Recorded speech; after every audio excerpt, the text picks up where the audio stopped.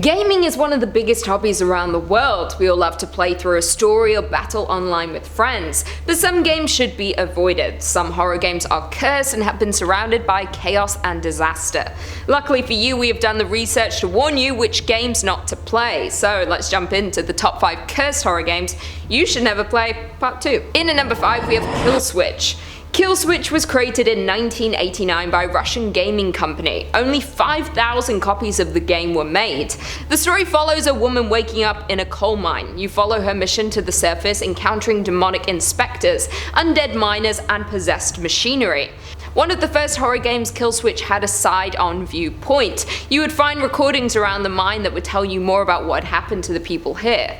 There were other puzzles with long arcs, including one described as laughably complex in the form of markings on the axes of undead enemies. The markings were in code, and figuring out the cipher for this code was the second hardest thing to do in the game. You had a pet in the game named Gust. Not much is known about Gust, but the developers described them as Porto and her beloved Gust. You could switch to Gust and become invisible to enemies, but also to you as the player, so although it was useful, it was easy to lose where your own character was on screen. As mentioned before, there were only 5,000 copies of the game created, and as the first few players completed the game, the remaining copies became precious. As people started to finish the game, there were reports that the game completely destroys itself on completion. It was never confirmed if this was done to make the game more mysterious or if a virus has attached itself to the game.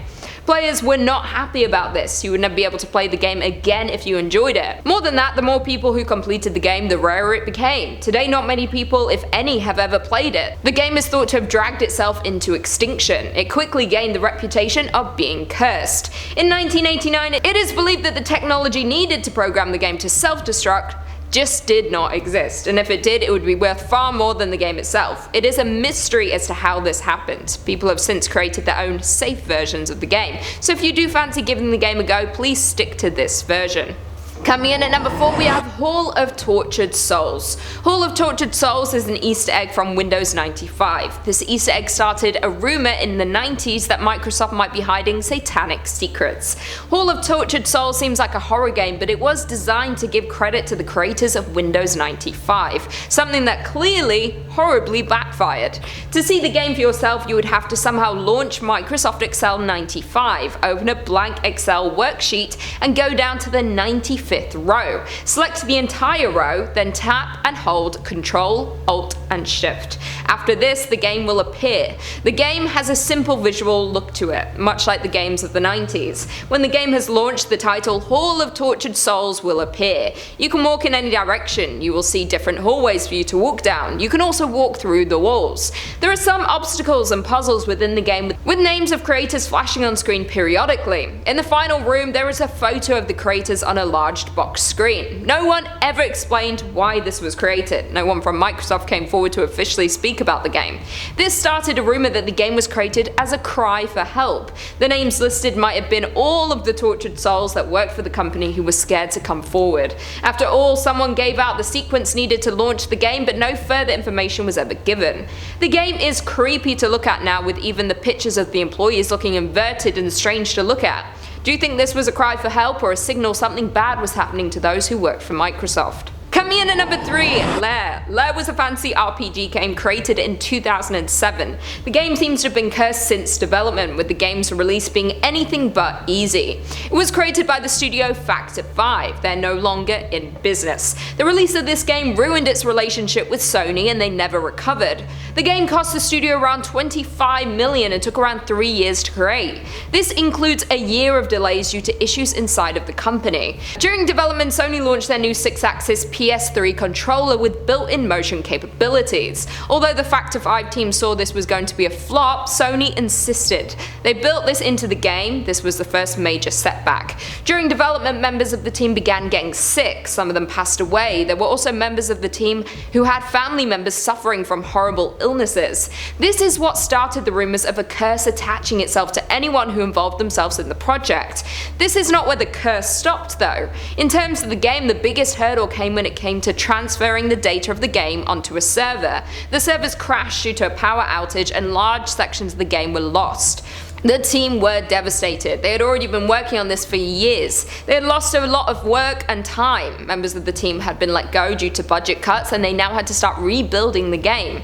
There were times when the release of Lair looked like it was never going to happen.